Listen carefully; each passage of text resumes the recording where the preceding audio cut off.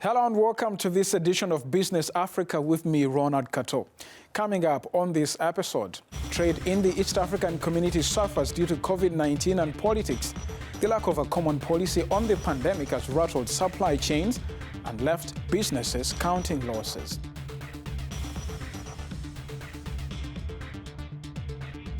Plus, Nigeria steps up rice production to achieve food self-sufficiency.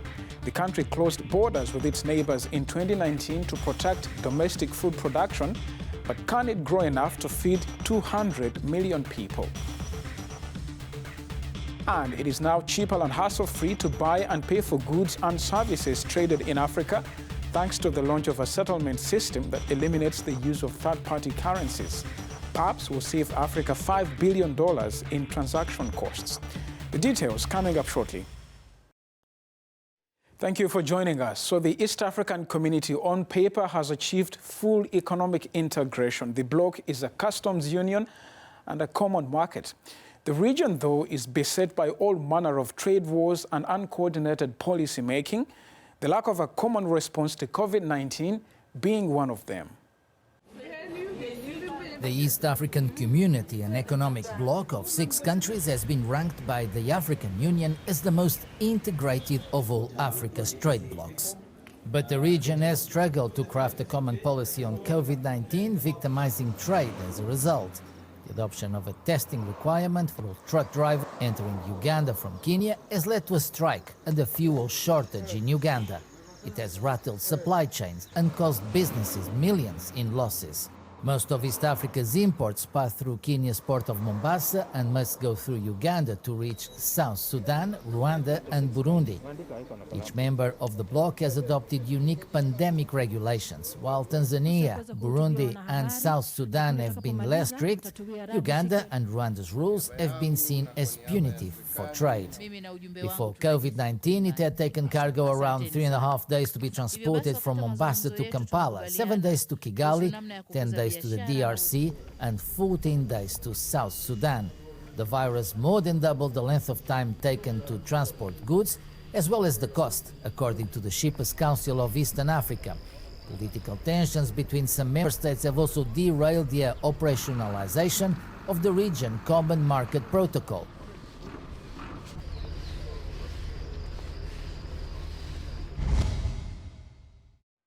So some facts now about the bloc before I bring in my guest. The East African community has 6 member states, South Sudan being the latest to join in 2016. Intra-community trade remains small, representing just 20% of the bloc's total trade. Let's take a look at the economy now. It's also smaller compared to its counterparts, such as SADC and ECOWAS. It's $216 billion, with Tanzania and Kenya being the region's biggest economies. My guest is Mr. Martin Luther Munu. He's a trade analyst. He joins us from Amsterdam. Thank you very much, sir, for your time. To what extent has the absence of a common policy on COVID-19 affected trade in East Africa? At the start of the pandemic, the East African community unveiled a COVID-19 response plan.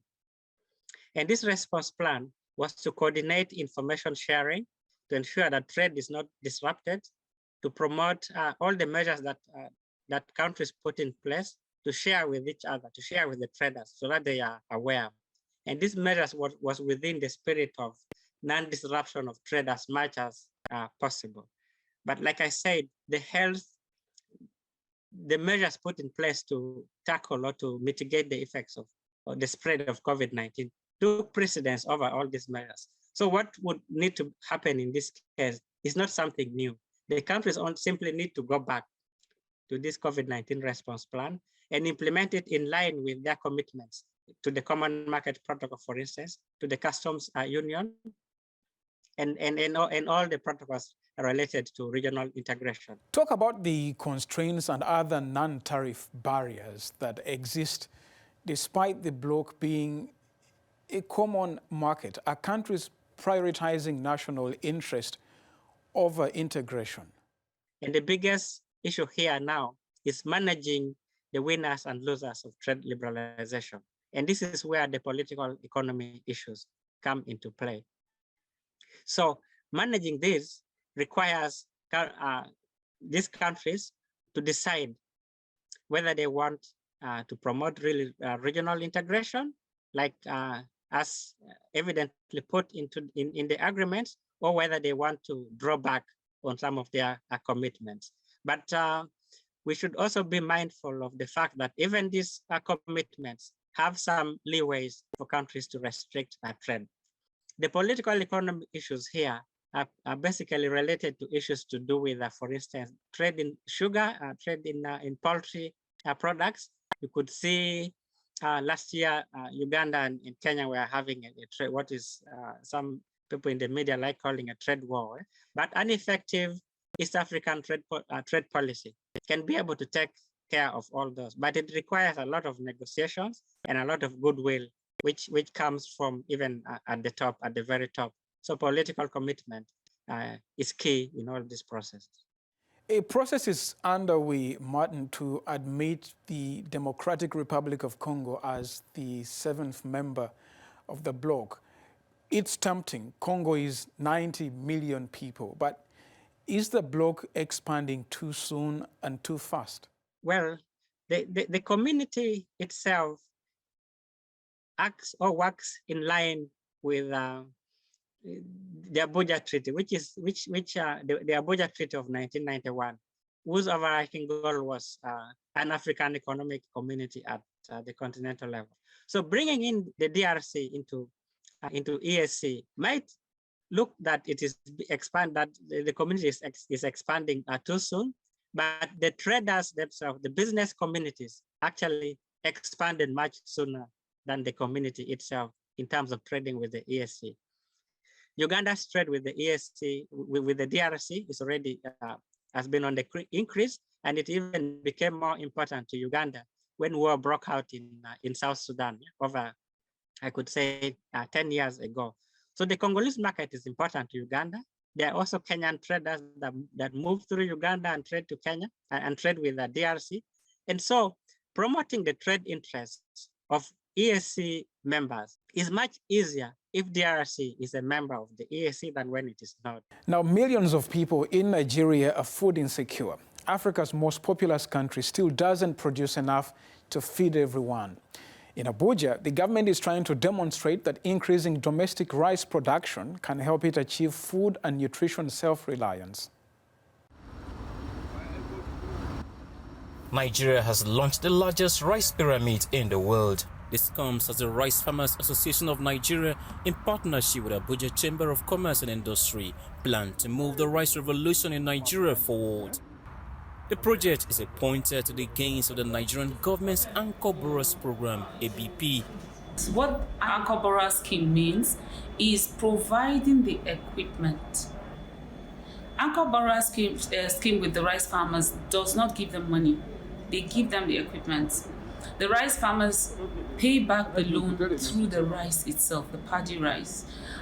This scheme is a major success. Rice farmers in Nigeria produce about 9 million metric tons monthly, and Nigerians consume 1.8 million tons daily.